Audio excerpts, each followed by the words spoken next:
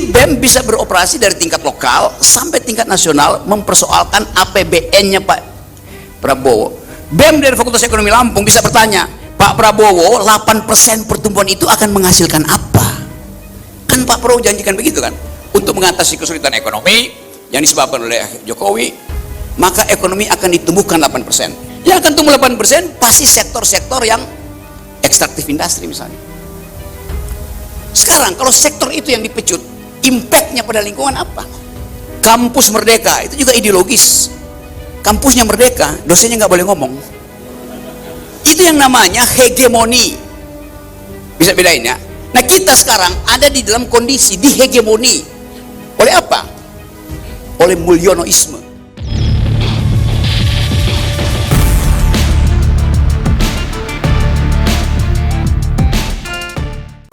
Bung, izin bertanya, Bung.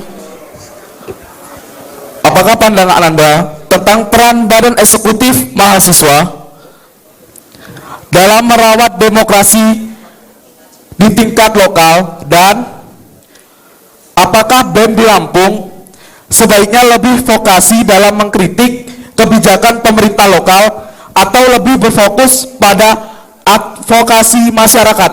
Terima kasih.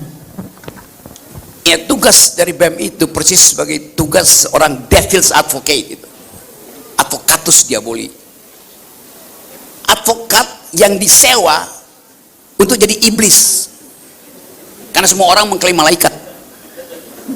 Pemerintah mengklaim malaikat, DPR mengklaim malaikat, mesti ada advocatus diaboli. Itu diaboli artinya iblis, advocatus artinya menyuarakan, artinya mesti ada counter argumen.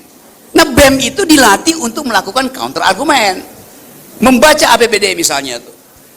Anda bisa bandingkan, BEM misalnya bikin riset, kok di satu kecamatan stuntingnya tinggi, kok di satu kecamatan jumlah kematian ibu, mortality rate-nya itu atau morbidity rate-nya itu tinggi sekali itu. Karena Anda mesti curiga, ada apa, kenapa dia tinggi? Anda mulai bongkar, itu kabupaten yang membuat APBD partai mana? Mungkin bupatinya punya motor gede BMW itu, sehingga uang untuk puskesmas untuk membeli paracetamol berubah menjadi membeli Pertamax bupati itu, maka terjadi trade off. Jadi kekacauan kebijakan dimulai oleh perspektif untuk menyelenggarakan kemakmuran di dalam APBD. Itu bukan dokumen ekonomi, APBD itu dokumen politik. Di situ kita bisa lihat bahwa bupatinya berpihak pada perempuan atau berpihak pada keluarganya.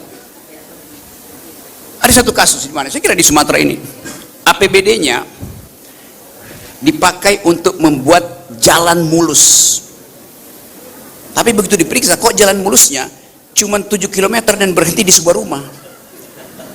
Ternyata si bupati ini atau apa dia, ya bupati, dia lagi naksir anak yang punya rumah itu, dia bikin jalan sampai di situ aja.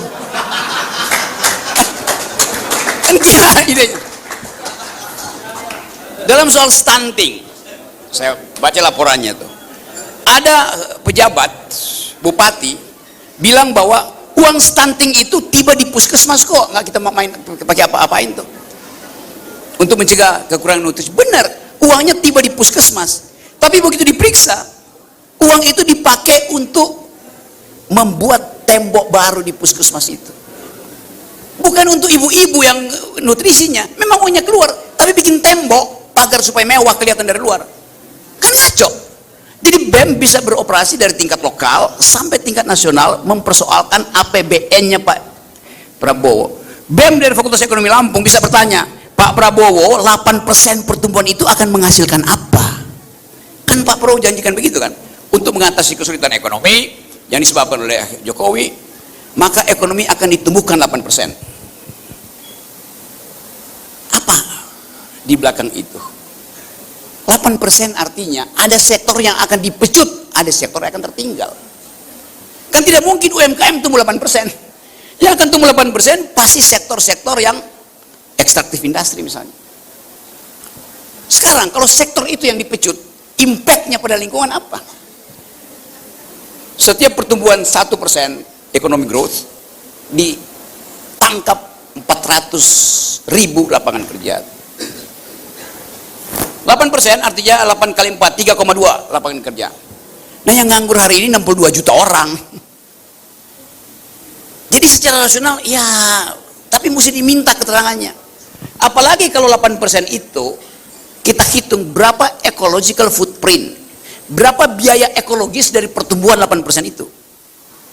Ekonomi akan panas. Menemukan 8% itu sama dengan saya beli bajai, lalu saya pakai ngebut di jalan tol, rontok mesinnya tuh. Overheating mesinnya. Tetapi cuma itu mungkin caranya. Bagaimana kalau nggak dapat utang? Apa yang akan terjadi?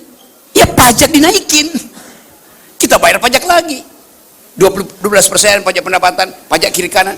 Kita diperas oleh negara tuh. Dan ini ada warisan dari pemerintahan sebelumnya. Ya tentu Pak Prabowo akan bilang ya itu penyebabnya ya si Fufufafa Mulyono.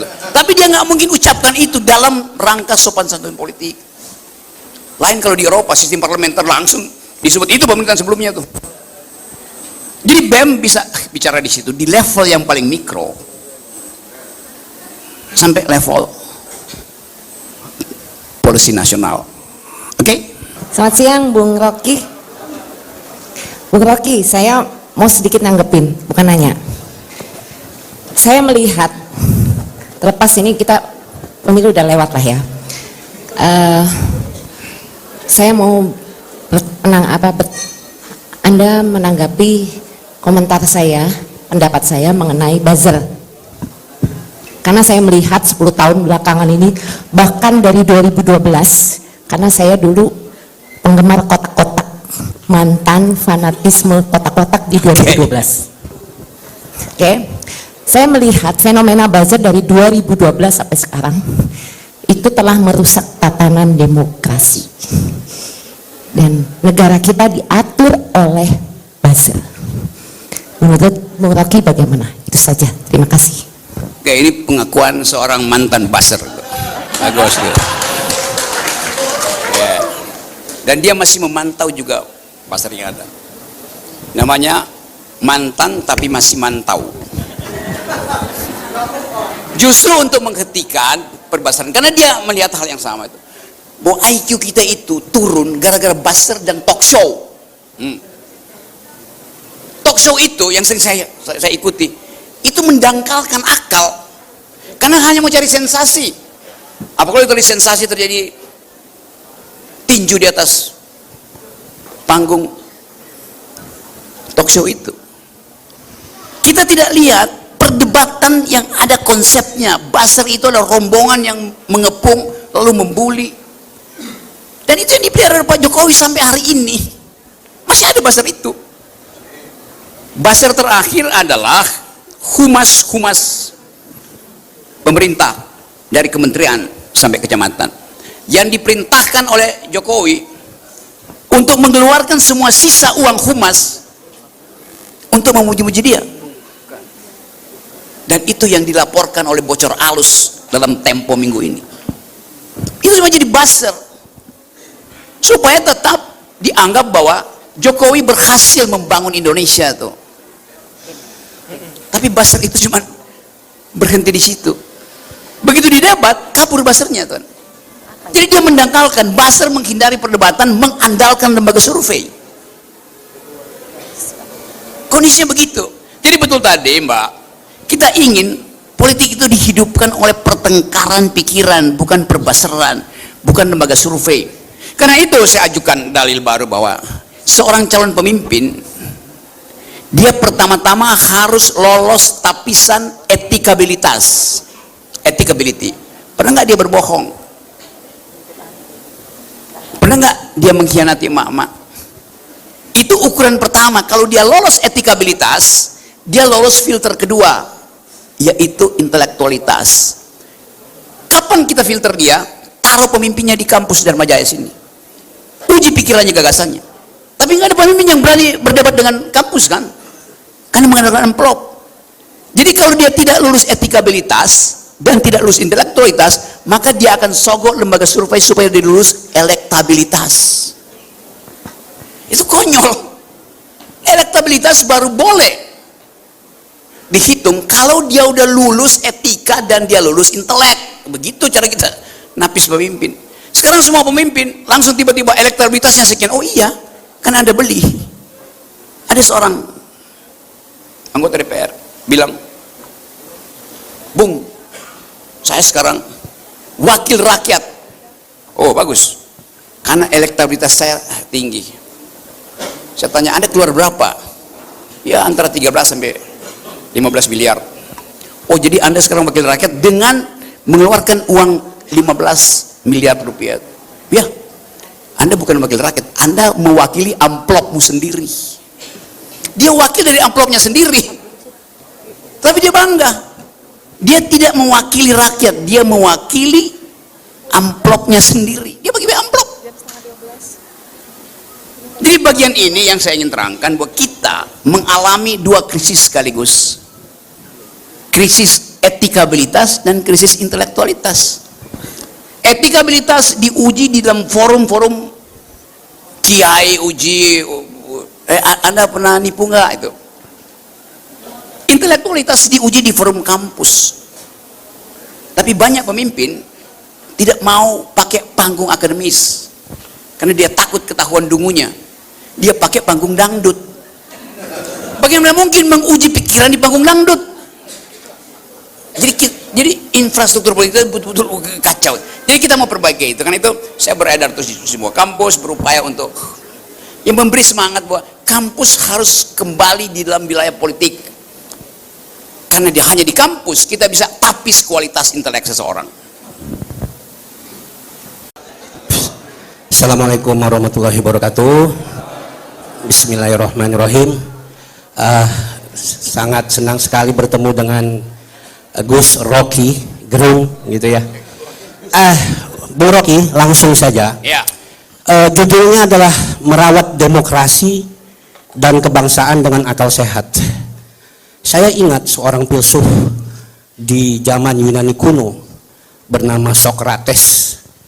Dia sangat anti demokrasi dan dia mempunyai kegiatan memprovokasi pikiran-pikiran pemuda dengan filsufnya untuk berani menegakkan akal sehat. Saya melihatnya seolah-olah di abad ini Socrates hidup kembali dari Bung Gus Rocky Gerung ini. Tapi masalahnya begini, saya juga khawatir ternyata Socrates di akhir hidupnya mati dengan dipaksa minum racun gitu loh. Mudah-mudahan akan terjadi perubahan di perjalanan sejarah ini gitu. Pertanyaan saya, Bung Rocky, waktu kita masih ingat Bung Rocky, beberapa teman, Budiman, Andi Arief, pada saat kita merumuskan bagaimana akal sehat bisa terbangun di tahun 95, kita melihat bahwa masyarakat waktu itu dengan ideologis yang represif, dengan ideologis represif, dengan hukum sebagai aparatur represif, dengan pendekatan Althusser, kemudian kita melihat konsep hegemoninya Gramscian, bahwa waktu itu tidak ada cara lain selain kita menghentikan doktrin-doktrin perlawanan. Pertanyaan saya adalah, Bang Rocky, apakah keadaan masyarakat saat ini masih di dalam suatu keadaan yang tidak sadar, sehingga dia terhegemoni oleh sesuatu kekuatan elit besar, sehingga dia tidak akan menimbulkan akal sehat? Apabila tesis itu benar, apakah mungkin akan terbangun sebuah demokrasi di Indonesia? Terima kasih Bang Rocky. Kelihatan anak tahun 80-an dia. Kalau ada yang suka naik gunung, kalau Anda naik misalnya ke Nepal, Himalaya itu, nanti kalau esnya lagi longsor di Himalaya itu ada kira-kira masih ada 200 jenazah yang nggak diturunkan itu karena abadi membeku di situ tuh. Tapi kalau esnya lagi longsor akan kelihatan, oh ini anak tahun 80. Kenapa? Dia masih pakai sepatu kickers yang merah hijau kan, kayak kickers. Kita bisa tahu tuh. Dia menyebut Louis Althusser, Gramsci. Saya ingat itu diskors mahasiswa di zaman Orde Baru tuh, untuk menghalangi dominasi ideologi developmentalisme, Soehartoisme, Pancasila-isme. Kita pakai cara berpikir yang betul-betul radikal. Kita ambil teori-teori hegemoni dari Antonio Gramsci. Antonio Gramsci itu ada ketua Partai Komunis Itali yang dulu pernah berdebat dengan Tan Malaka di forum internasional. Jadi bayangkan tahun 30 tokoh nasional Indonesia udah berdebat dengan tokoh dunia. Jadi kritik ideologi dimaksudkan untuk membongkar kekuasaan. Sekaligus ceramah kecil ya. Louis Althusser membedakan antara official ideologi atau dia sebut aparat ideologi negara yang resmi, tadi saya kasih contoh. Tapi ada juga sifat ideologi yang hegemonik. Nah ini yang lebih berbahaya sebetulnya. Yang kita sebut hegemonik artinya ideologi itu diselundupkan melalui pengendalian partai politik, melalui penyeragaman kurikulum, melalui undang-undang desa yang sama dari Aceh sampai Papua itu. Itu namanya ideologi yang disembunyikan melalui infrastruktur negara, tak terlihat, tetapi membekas. Kampus Merdeka itu juga ideologis. Kampusnya merdeka, dosennya nggak boleh ngomong. Itu yang namanya hegemoni. Bisa bedain ya. Nah kita sekarang ada di dalam kondisi dihegemoni. Oleh apa? Oleh Mulyonoisme. Itu yang terjadi kan? Semua orang mengelulukan selama 9 tahun ini. Tanpa mau periksa di balik itu ada apa? Di balik itu ada perintah oligarki. Untuk menyusupkan kapital yang merusak lingkungan. Di balik itu ada kekuasaan yang terselubung yaitu feodalisme. Belakangan baru kita tahu bahwa Pak Jokowi memang ingin jadi raja. Dia bilang dia dari rakyat. Dalam 2 tahun terakhir ini dia selalu pakai baju kerajaan. Semua kerajaan dia pakai. Implisit di situ adalah keinginan untuk memperpanjang ambisinya kan. Itu dasarnya. Jadi betul tadi saya senang karena akhirnya dosen juga yang harus menerangkan bahwa kita memerlukan argumen akademis untuk menghentikan feodalisme, menghentikan kapitalisme, menghentikan perusahaan lingkungan dan seterusnya. Kita bongkar itu. Kalau saya kasih kritik lingkungan misalnya, saya bilang Indonesia habis hutannya. Datang Pak Jokowi, Rocky Gerung atau agen-agen Jokowi. Itu Pak Rocky itu salah. Lihat dari atas, tutupan hijau Indonesia makin meluas. Memang, Anda dari drone Anda lihat, tutupan hijau itu makin meluas. Bukan berkurang. Tapi kalau Anda zoom in, itu lapangan golf. Cetak sawah, merusak hutan. Padahal hijau dalam pengertian ekologi ada diversity, keragaman, bukan monokultur. Jadi itu yang kita sebut sebagai tadi bersembunyinya ideologi itu. Dan itu yang saya terangkan tadi bahwa kalau Anda kasih kritik, Anda kasih asumsi Gramscian, Althusserian, Anda pasti di dalam pengadilan Anda dalilkan bahwa saya berpikir secara Althusserian, secara Gramscian. Hakimnya mau bilang apa? Hakimnya nggak pernah belajar. Hakim cuma tahu hukum positif, black letter of law, hukum yang huruf hitamnya itu. Kan semua hakim sekarang hanya berdasarkan perintah undang-undang itu. Jadi kalau saya tanya, Anda belajar hukum nggak? Ya, lu sudah fakultas hukum. Lu kenapa Anda tidak mengerti hukum? Saya mengerti. Undang-undang bilang begini. Anda cuma mengerti undang-undang, bukan hukum. Undang-undang itu perintah negara. Hukum itu ada kemampuan berpikir tentang keadilan. Beda. Nah itu saya kasih kritik bahwa kalau di Dharma Jaya ada fakultas hukum, ajarkan legal philosophy, legal reasoning dari tingkat 1. Nanti kapan-kapan saya kasih kuliah filsafat hukum setiap semester, saya kasih kuliah gratis di sini. Yes, I mean it. Karena kita gagal untuk menghadirkan keadilan. Jadi prinsip-prinsip itu saya kira yang perlu kita perbaiki.